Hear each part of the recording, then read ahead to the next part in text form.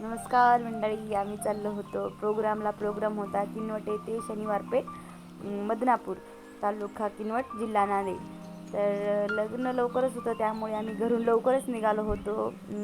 6 वाजता निघायचं होतं परंतु आमचे ढोलकी मास्तर आणि ऑर्गन मास्तर लेट आली होती त्यामुळे आम्हाला थोडा 1 तास लेट झाला.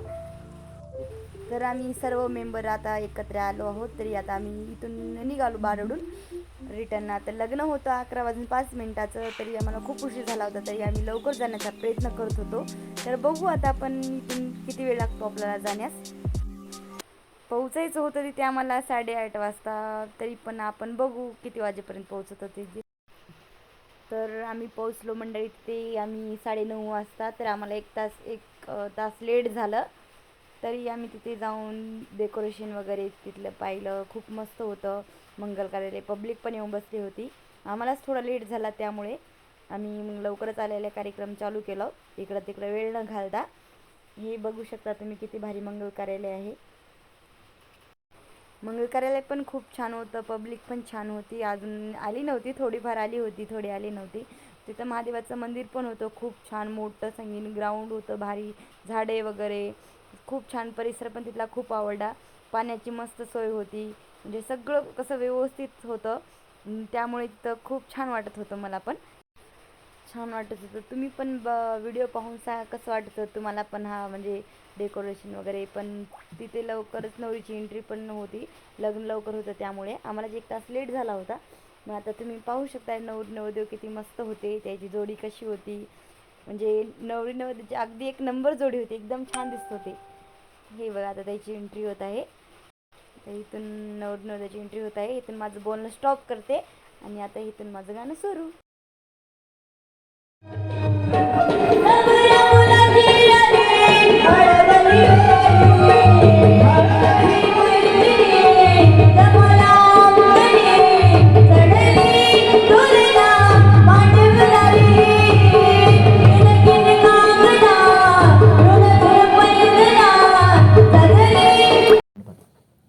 तरी नवरदेवाची एंट्री झाली होती. लग्नाला 5 मिनटं वेळ होता त्यामुळे इथे नवरदेव येऊन उभं टाकले होते.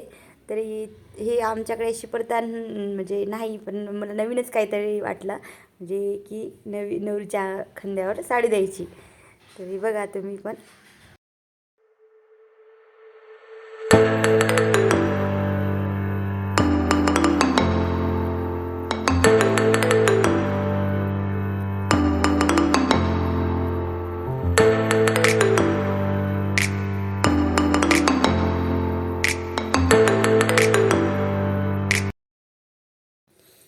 लग्न लागलं आणि आता इथे म्हणजे कुठे पण ही प्रथा असते की नवरीने नवरदेवाच्या डोक्यावर अक्षदा टाकायच्या आणि नवरदेवाने नवरीच्या अंगावर टाकायच्या.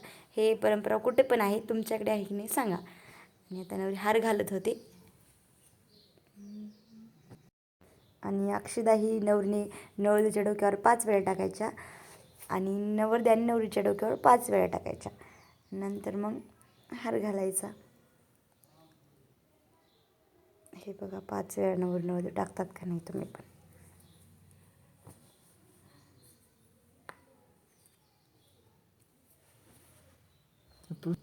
मग तिथून त्यांचा कार्यक्रम चालू राहिला. मग तेवढ्यात आम्हाला एक फरमाईश आली की चिमणी माझी उडून गेली हे गीत गा. म्हणून मग मी तेवढ्यात एक गीत गायन केलं, चिमणी माझी उडून गेली. मी गाणं गायल्यामुळे ते म्हणजे गाणं कसं जास्तच म्हणजे आई वडिलाचं भावा बहिणीचं आहे त्यामुळे नवरीला आणि तो क्षण म्हणजे कसा असतो म्हणजे कोणत्याही मुलीसाठी अवघडच असतो ना. म्हणून त्यामुळे मग मी गाणं म्हटल्यानंतर नवरी खूप लढली. नवरी ही खूप हलक्या काळजाची होती आणि तुम्ही पण बघा त्या व्हिडिओमध्ये. पूर्ण व्हिडिओ पहा, तुम्हाला पण कळेल की नवरी किती लढत होती त्या व्हिडिओमध्ये.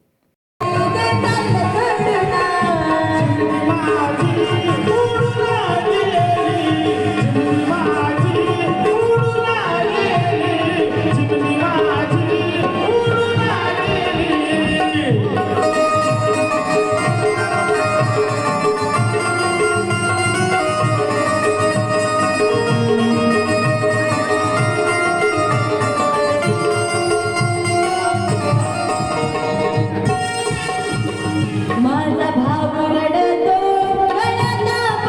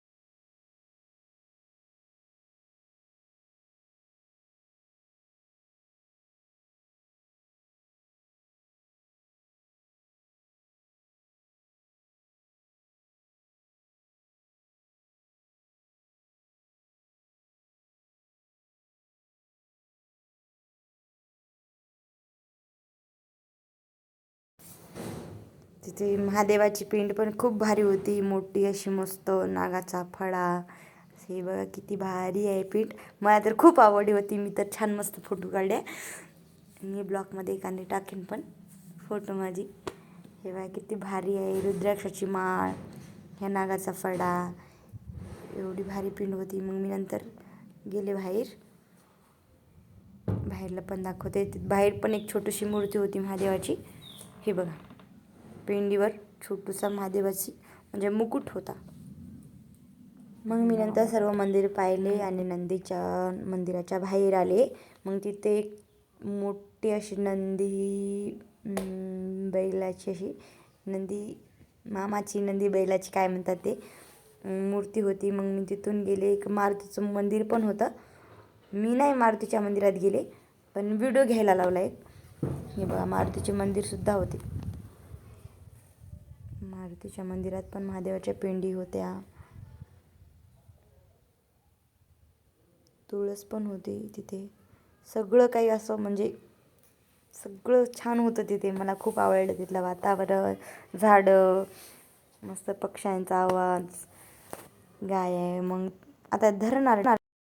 मग नंतर आम्हीचा प्रोग्राम झाला. आम्ही सगळं व्यवस्थित काही पाहिलो. मग तिथून वाटेतच सहस्त्रकुंड धबधबा होता. ते काहीतरी माझ्या अंकलनं सांगितलं की परशुरामाने बाण मारला होता म्हणे. ते बाण इथे येऊन पडल्याने एवढा मोठा असा ही खड्डा पडला म्हणे.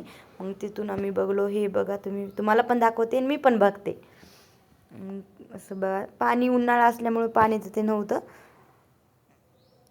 धोंडेच प्रमाण जास्त होते तिथं.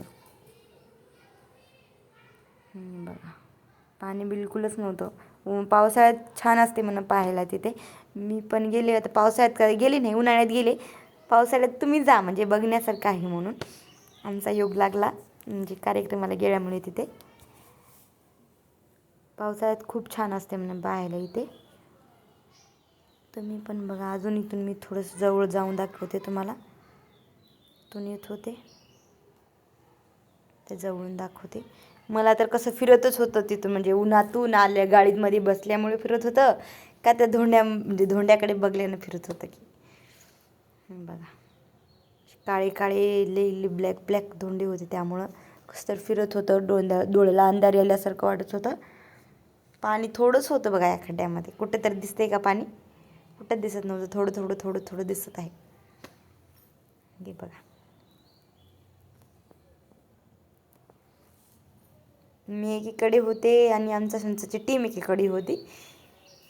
हे बघा आमचे हळूहळू माणसं येतात तिथे. मग आम्ही सर्वजण धबधबा पाहत होतो. मी बघत थोडासा व्हिडिओ घेतला. तुम्ही पण बघा. आता इथून पुढे सर्व धबधबा दाखवेन मी तुम्हाला. बघा उन्हाळ्याचे दिवस असल्यामुळे खूप ऊन पण लागत होतं. आणि कसं आहे म्हणजे धोंडे पांढरे काळे असल्यामुळे कसं तर त्याच्याकडे बघितल्यानं म्हणजे असं फिरल्यागत होऊ लागलं. हे बघा तुम्ही बघा. माझे अंकल फोटो काढत होते. आणि तिथून समोर गेलो. समोर पण मग माझ्या अंकल मला सांगत होते कशामुळे पडला काय नाही. मग मी ऐकत होते. त्याने परशुरामाने मारला आणि बांधते त्याने सांगितलं. मी ऐकत होते. बघा आता तुम्ही इथून.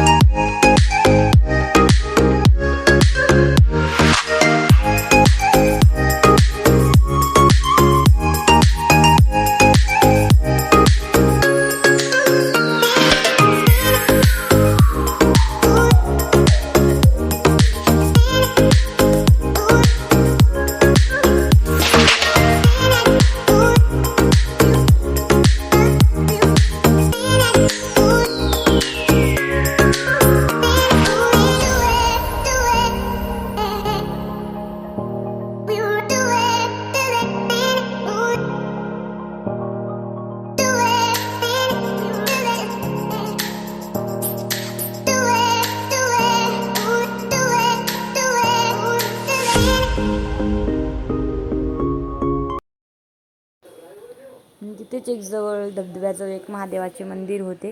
मग तिथे आम्ही त्या पण मंदिरात पाया पडायला गेलो. मग महादेवाच्या मंदिरातला पण थोडासा शूट घेतला. आणि आता मी मध्ये चालले, मधातलं पण दाखवते मंदिर कसं आहे काय नाही. हे बघा, इथे पण नंदी बघा, इथली पण मूर्ती छान होती, खूपच छान. पण तिथल्या म्हणजे बदनापूरच्या महादेवाच्या पिंडीवर म्हणजे असा मुकुट नव्हता. इथल्या पिंडीवर मुकुट पण होता आणि नागाचा एकच फडा होता. इथली कशी पण छान आहे, बदनापूरची पण छान होती. मग आम्ही तिथून निघालो घरला जाण्यासाठी.